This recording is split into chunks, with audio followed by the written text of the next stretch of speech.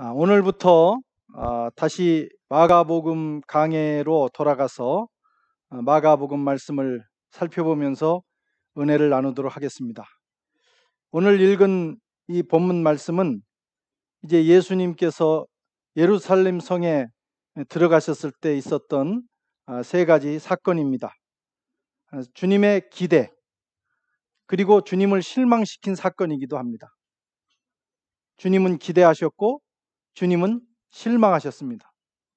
혹시 이것이 오늘 우리의 모습이 아닌지, 우리 교회의 모습이 아닌지, 우리 자신의 모습이 아닌지 한번 돌아보는 시간이 되면 좋겠습니다. 먼저 잎사귀만 무성한 무화과나무 저주 사건이 나옵니다. 14절 말씀을 함께 읽어보겠습니다. 예수께서 나무에게 일러 가라사대 이제부터 영원토록 사람이 내게서 열매를 따먹지 못하리라 하시니 제자들이 이를 듣더라. 예수님께서 예루살렘 입성 첫날을 마치시고 이제 예루살렘을 나오셔서 건너편 마을 베다니로 가시기 전에 시장하셔서 이제 무엇이 먹을 것이 있는가, 드실 것이 있는가 하여 보시다가 무화과 나무가 있어서 무화과 나무에 있는 곳으로 가시게 되었습니다. 그래서 열매를 구했는데 가서 보니까 잎사귀는 무성한데 잎사귀만 봐가지고는 열매가 엄청나게 열려야 되는데 잎사귀 외에는 아무것도 없더라. 주님께 기대를 주었지만 주님은 거기서 실망하셨습니다. 기대한 만큼 또한 실망한 것입니다. 다만 몇 개라도 있었으면 얼마나 좋았겠어요. 주님과 제자들이 허기를 채울 수 있을 정도의 그 열매라도 있었으면 참 좋았을 텐데 성경은 무성한 잎사귀 외에는 아무것도 없더라. 그것이 오늘 성경의 말씀입니다. 즉시 주님은 그 나무를 저주하셨습니다. 잎사귀만 무성하고 열매가 없는 나무, 그 나무를 향해서 주님은 저주하셨어요. 이것은 오늘날 우리의 모습이기도 하고 당시 예루살렘의 영적 상태이기도 합니다. 예수님이 이 땅에 오셨을 때 예루살렘은 그 유대교가 절정에 이른 상태였습니다. 그들의 예배는 정말 완성도 높은 예배를 드리고 있었어요. 나무랄 데 없는 예배였습니다. 외적으로. 또 그들은 열심히 율법을 지켰습니다. 바리새인들이 있었는데 당시에 바리새인들은 6천에서 7천 명밖에 못 됐다는 거예요. 그만큼 바리새인이 되기가 어려운 그 과정을 그들은 다 지켜나간 것입니다. 율법의 거의 모든 조항을 지킨 사람들이 바리새인들이에요. 겉으로는 그들은 훌륭했습니다. 그런데 속을 열어보니 정말 주님이 원하시는 것이 있어서 가보시니 잎사귀만 무성했을 뿐이에요. 껍데기만 그랬을 뿐이에요. 껍데기만 화려하고 무성하고 사람들에게 기대를 주고 주님께 기대를 주었지만 막상 뚜껑을 열어보니까 주님께 돌아온 것은 실망뿐이었습니다. 아무 열매가 없었기 때문입니다. 이것은 또한 우리의 모습이기도 하죠. 오늘날 우리 교회의, 한국교회, 세계교회의 우리 교회의 모습이기도 합니다. 주님은 부흥한 교회들을 향하여, 한국교회를 향하여, 선한교회를 향하여, 또 세계 곳곳에 있는 교회를 향하여 기대하십니다. 잎사귀가 무성하니까. 그런데 우리가 정말 주님께 열매를 드리고 있느냐 하는 거예요. 혹시 주님을 실망시켜 드리고 있는 것은 아닌지 한번 돌아봐야 합니다. 그런 교회, 그런 인생을 향하여 주님은 책망하십니다. 열매를 원하시는 주님이에요. 풍성한 잎사귀가 아니라 실한 열매를 주님은 원하고 계시기 때문입니다. 회개하지 않은 예루살렘, 그리고 예루살렘 성전, 당시에 견고했던 예루살렘 성은 주님의 말씀대로 말라 비틀어졌습니다. 주님의 평소에 하셨던 말씀처럼 예루살렘은 무너졌습니다. AD 70년에 로마의 타이투스 장군이 와서 예루살렘을 점령하고 돌 하나도 돌 위에 남지 않도록 완전히 파괴시켜버렸어요. 그리고 예루살렘 거민, 하나님의 백성들은 세계 곳곳으로 뿔뿔이 흩어져서 2000년 동안 유리방황하는 나그네의 삶을 살게 되었습니다. 주님이 원하실 때 열매를 드리지 못한 그들의 결말입니다. 지금 저와 여러분에게도 주님은 열매를 기대하고 계십니다. 겉으로만 풍성한 종교적인 모습이 아니라 정말 하나님을 기쁘게 해드리시는 열매를 주님께 드려야 합니다. 나는 그런 열매를 드리고 있는지, 진정한 헌신, 진정으로 주님을 사랑하는 그런 열매를 드리고 있는지 우리 자신을 돌아봐야 되겠습니다. 두 번째, 주님의 기대와 실망은 성전으로 인한 일이었어요.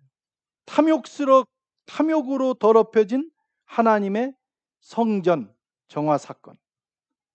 17절에 보면 이에 가르쳐 이르시되 기록된 바 내 집은 만민이 기도하는 집이라 칭함을 받으리라고 하지 아니하였느냐. 너희가 강도의 소굴을 만들었도다 하시매.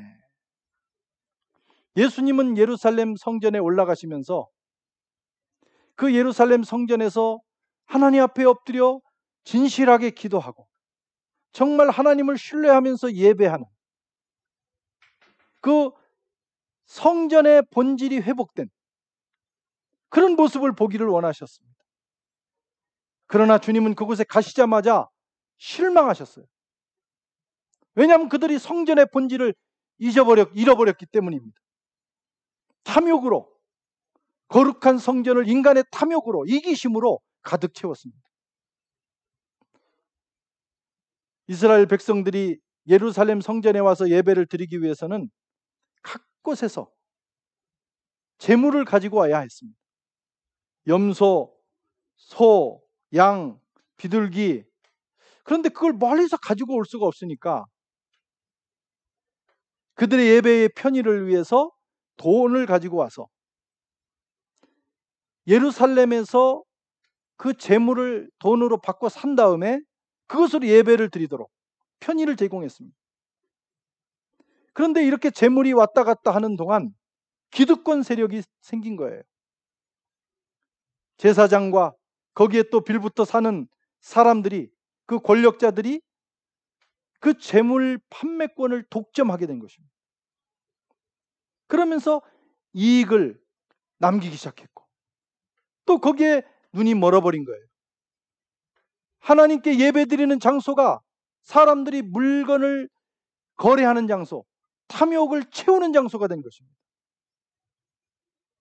예배해야 될, 경건하게 예배해야 될 사람들이 타락하기 시작했어요.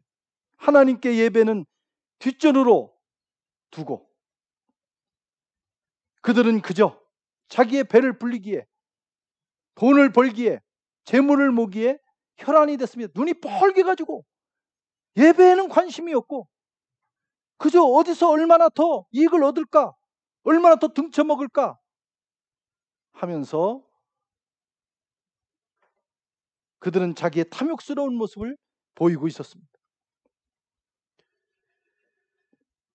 주님이 거기에서 실망하신 거죠. 그래서 주님은 그들의 상을 둘러엎으시고 채찍으로 그들을 내리치시고 내어 쫓으셨습니다. 이것이 혹시 과거 2000년 전에 예루살렘의 모습이 아닌 오늘 우리의 모습이 아닌지 돌아봐야 합니다. 우리 자신의 모습을 돌아보고 오늘 우리의 교회의 모습을 돌아봐야 합니다. 신앙생활이 그저 자기 하나 잘 되겠다고, 내가 건강해서 마음 편하게 그저 이 세상 삶을 잘 살기 위해서 신앙이 존재한다, 이렇게 생각하면 이스라엘 땅에서, 예루살렘에서 그 예루살렘을 더럽혔던 그 사람들과 우리가 다를 게 없습니다. 신앙생활의 목적이 무엇입니까? 잘 사는 것입니까? 이 세상에서 영원히 살고자 하는 것입니까? 그렇지 않습니다. 궁극적인 목적은 하나님 나라에 가는 거예요. 하나님의 나라와 영광을 위해서 사는 것입니다. 내가 주님을 닮아가는 것입니다. 그런데 오늘날 우리 그리스도인들의 신앙의 궁극적 목적이 바뀌고 있어요. 천국에 대해서는 관심이 없습니다. 죽은 이후의 삶, 우리가 언제 죽을지 모르는데 그 순간에 대해서는 관심이 없어요. 여기가 천국인데 무슨 천국이냐, 여기가 더 좋다, 그렇게 생각합니다. 아마 코로나가 오기 전까지 그랬을 거예요. 그러나 여러분, 우리는 여기서 영원히 머물 수 없고 우리는 언젠가 갈 길을 가야 됩니다. 하나님의 나라, 천국을 향해서 가야 되는 사람들이, 그것을 사모하고 그날을 준비하고 그날을 위해서 살아야 됩니다. 그것이 우리의 신앙의 모습이고 주님은 그것을 우리에게 기대하고 계시는 것입니다. 물론 우리가 이 세상을 살다 보면 재물도 필요하고 건강도 필요하고 또 자손의 축복도 필요하고 마음의 평강도 필요합니다. 신앙생활을 잘하면 주님께서 그것을 우리에게 또 주십니다.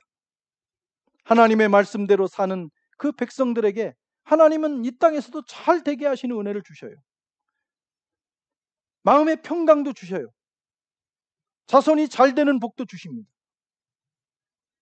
그러나 그것이 궁극적인 목적은 아니에요. 그것만 추구하는 것은 안 됩니다. 때로는 우리 주님을 위해서 그것을 포기할 수도 있어야 돼요. 우리 주님을 위해서 희생할 수도 있어야 돼요.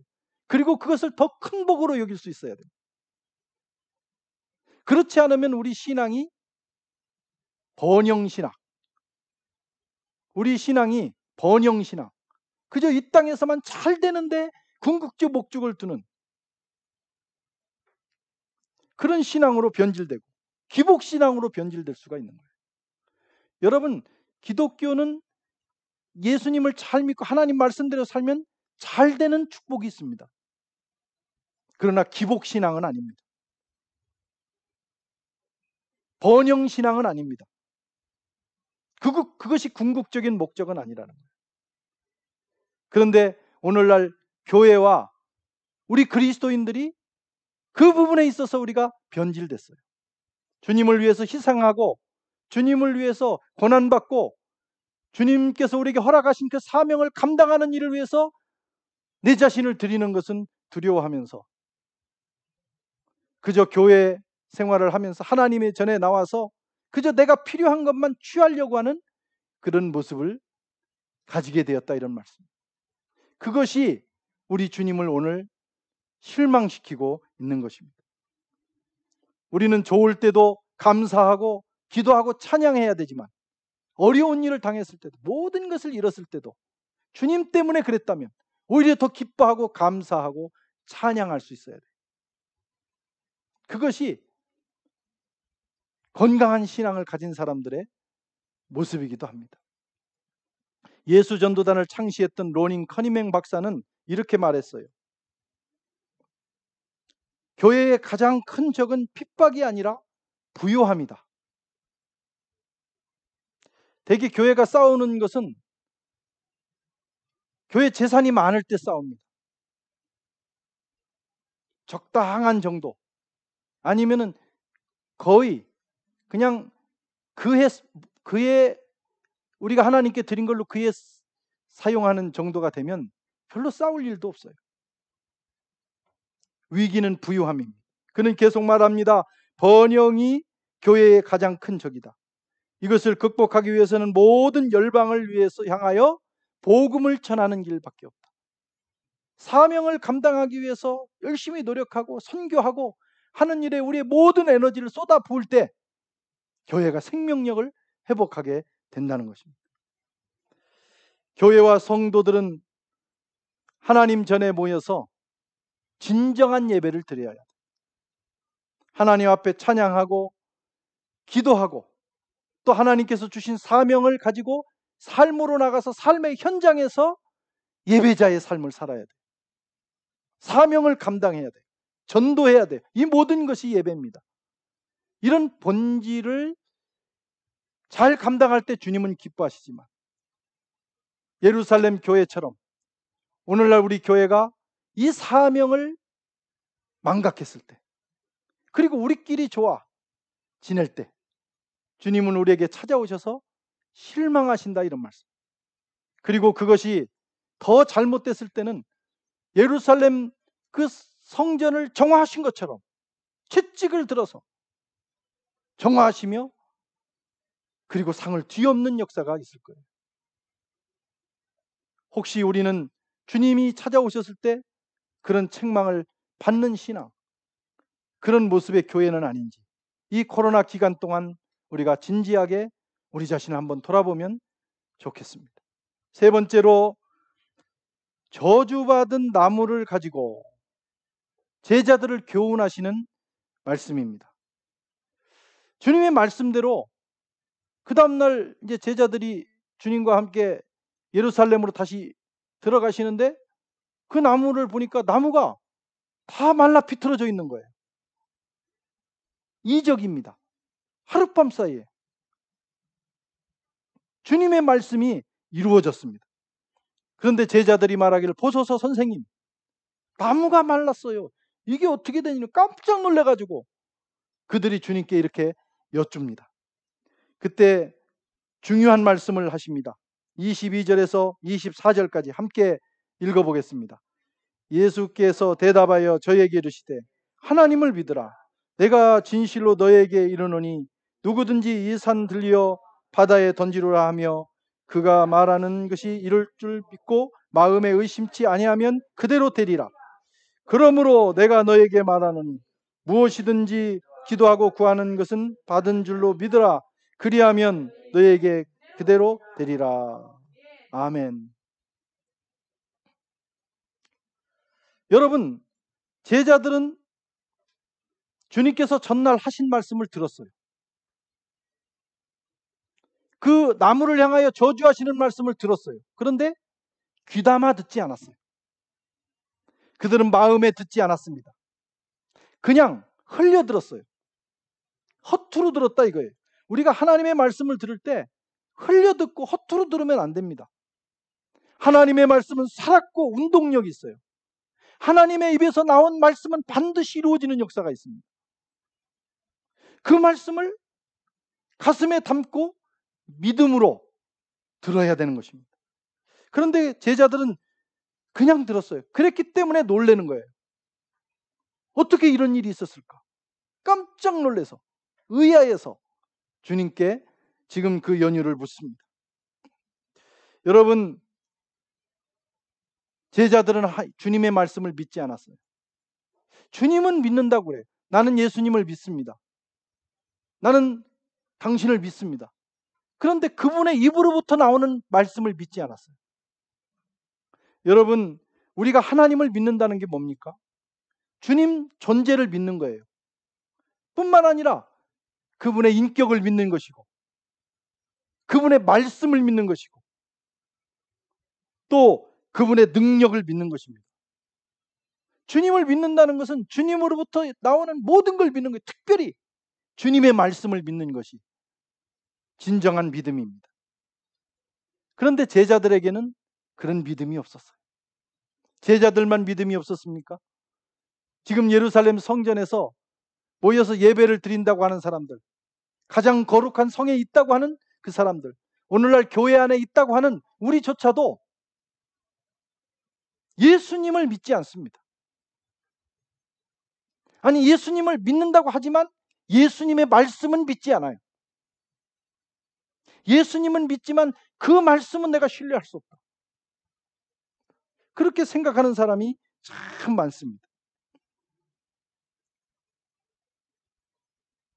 주님의 말씀을 믿으시기 바랍니다. 우리가 하나님을 믿고 예수님을 믿는다면 주님의 말씀을 믿어야 돼요.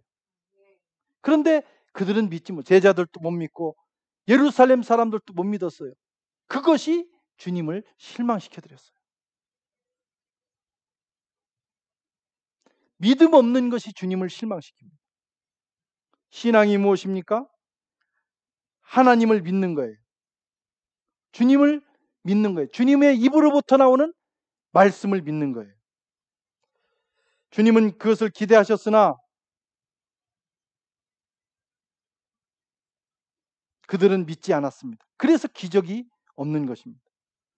그러면서 주님께서 제자들에게 말씀하십니다. 교훈하기를 이 누구든지 이 산이 들려서 바다에 던지우라 하면 그대로 될 것이다. 누구든지 믿음이 있어서 믿음을 가지고 그렇게 말하면 될 것이다. 이 말씀은 뭐냐면 공연히 잘 있는 산을 여기로 옮겨라 저기로 옮겨라 그렇게 하라는 것이 아니라 믿음의 능력이 그 이상의 파워를 가진다는 것입니다. 믿음을 가지고 이 산을 향하여 명하면 그 산이 움직일 만큼 믿음은 강력한 파워가 있다는 것입니다. 하나님께서 우리에게 주시는 큰 축복 중에 하나가 뭐냐면 우리에게 믿음을 주시는 거예요. 그리고 그 믿음을 가지고 살아가면서 우리가 세상을 극복하고 우리 앞에 가로막힌 산을 옮기는 그런 역사를 이루며 살도록 해주신 것입니다. 믿음이 있어야 돼요. 믿음이 없으면 주님을 실망시켜 드릴 수밖에 없는 것입니다. 우리가 예배를 할 때도 믿음으로 드려야 돼요. 기도를 드릴 때도 믿음으로 드려야 돼요. 기도는 열심히 드리는데 안 믿는 사람이 있어요. 그런 기도를 뭐하러 합니까? 하나님께서 내 기도를 들으신다고 믿어야 돼요. 하나님께서 내 기도에 응답하신다고 믿어야 응답을 주시겠다는 것입니다. 그런 기도에 하나님은 감동하시는 것입니다. 그렇지 않은 종교 행위, 기도 생활, 하나님에 대한 믿음은 없는데 하는 그 화려한 예배, 이런 것들은 결국은 우상숭배가 되는 거예요. 우상숭배가 뭡니까? 하나님을 안 믿는데 행위만 하는 것이 다 우상숭배죠. 우리의 불신앙이 문제입니다.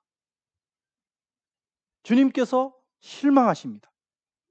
종교적인 모습이 아니라 우리는 정말 주님을 믿어드려야 돼요. 이 시대에 우리가 회복해야 될 것은 하나님에 대한 믿음입니다. 하나님을 믿어야 돼요. 성경은 하나님을 믿어라. 오늘 주님께서도 하나님을 믿어라. 믿으면 이런 역사가 일어난다고 말씀하고 있어요.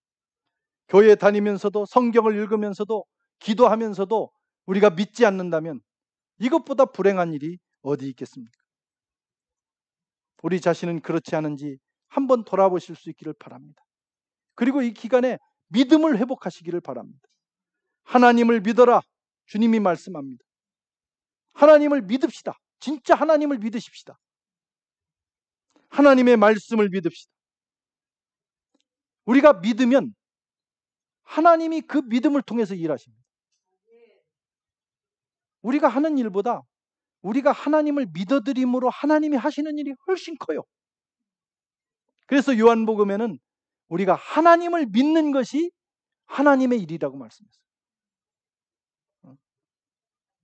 하나님을 믿어드리는 거 있잖아요. 예수님을 믿어드리는 거, 성령님을 믿어드리고 그분의 말씀을 내가 믿어드리는 것 자체가 하나님의 일이라는 거예요. 왜? 그 일을 통해서 하나님이 역사하시기 때문입니다. 여러분의 믿음은 어떠십니까? 하나님의 존재를 믿으신가요? 그렇다면 하나님의 말씀은 믿으시나요? 하나님의 능력도 믿으시나요? 이 모든 것을 전적으로 믿어야 진정한 믿음이에요. 대저 하나님의 말씀은 능치 못함이 없느니라. 누가복음 1장 37절에 하나님의 천사가 마리아에게 한 말씀입니다. 대저 주의 말씀은 능치 못함이 없습니다. 마가복음 9장 23절에 할 수 있거든이 무슨 말이냐? 믿는 자에게는 능치 못할 일이 없느니라. 우리가 하나님을 믿으면 우리가 생각지도 못한, 우리가 상상도 하지 못한 일들이 하나님을 믿는 믿음을 통해서 일어난다는 것입니다. 그런데 이 시대는 참 희한한 시대예요.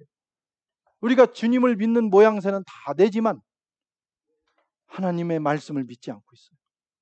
또 하나님의 말씀을 믿는 믿음으로 일어나는 역사를 부인하는 시대입니다. 그것이 주님을 실망시킨다, 이런 말씀입니다. 사랑하는 성도 여러분, 주님은 우리에게 기대를 하시고 찾아오고 계십니다. 어떤 기대입니까? 잎사귀만 무성한 모습이 아니라 작더라도 실한 열매를 주님께 드립니다.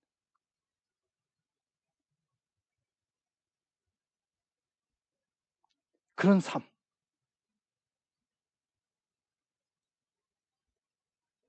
교회의 본질을 회복해서 그것이 사람의 탐욕을 채우는 것이 아니라 정말 주님을 예배하고 만민이 와서 기도하고 하나님을 만나는 현장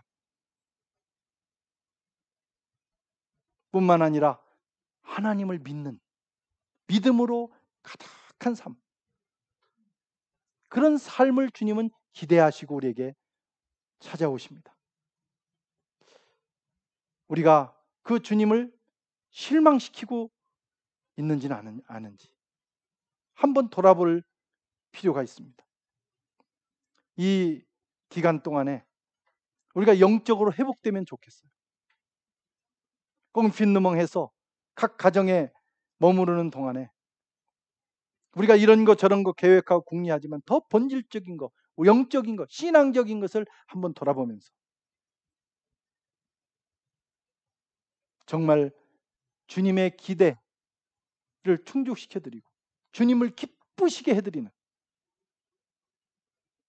그런 영적 회복의 시간이 되시기를 주의 이름으로 축원합니다. 기도하겠습니다.